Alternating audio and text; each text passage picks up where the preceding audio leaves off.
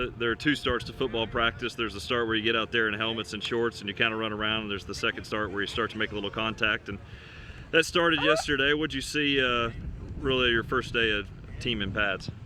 Well, I was really actually pleased with it. I thought our guys came out with a good focus, good excitement, good energy. The first couple of days, as you mentioned, everybody looks like an All-American. And then when you put the shoulder pads on, you can sort of see guys. So you can tell we're young in certain areas. There was a lot of mistakes that were made that were more so than what was normally anticipated. But I think we're so much more athletic and talented than we've been. So I'm excited to see us just develop that over the next few days here. Yeah, it's really about two things right now. The key probably at this point is intensity, and execution comes as you get deeper into camp.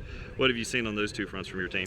Well, the first couple of days it's been good. I think now when you have some young guys, when we've been out in the hot sun, by pads again, now you're going to see if they've got that focus and they can keep that level of intensity. Most high school kids, when they come in, they don't practice near what we do, and so that's just a big challenge of getting them used to that. And we're hoping that we can get sort of over that hump, because we've seen it with a couple of guys already, just understanding what it takes to play at this level. So our older guys are doing a great job of continuing to keep that level where it needs to be.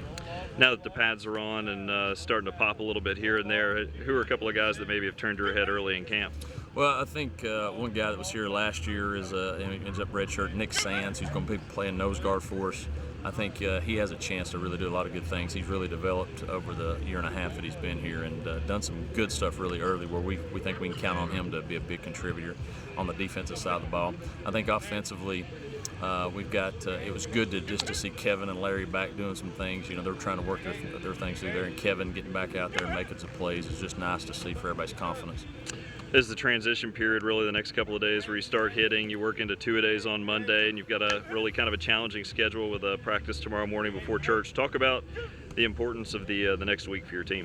Well, I think the big part is once you do you're going two-a-days, one-a-day, all those things, it's really, one, getting enough rest to get the most out of you guys when you're out here, but two, who's going to be able to push through that wall, so to speak. We all hit a wall during fall camp, whether it's the sun, whether it's too many practices, and the adversity that we're facing, how we manage that. That's what we really look for as coaches. We got to be able to push them through some things, and the next week is going to be, I think, imperative to our growth, football-wise, but really just as the people and the team and what type of mentality we need to have.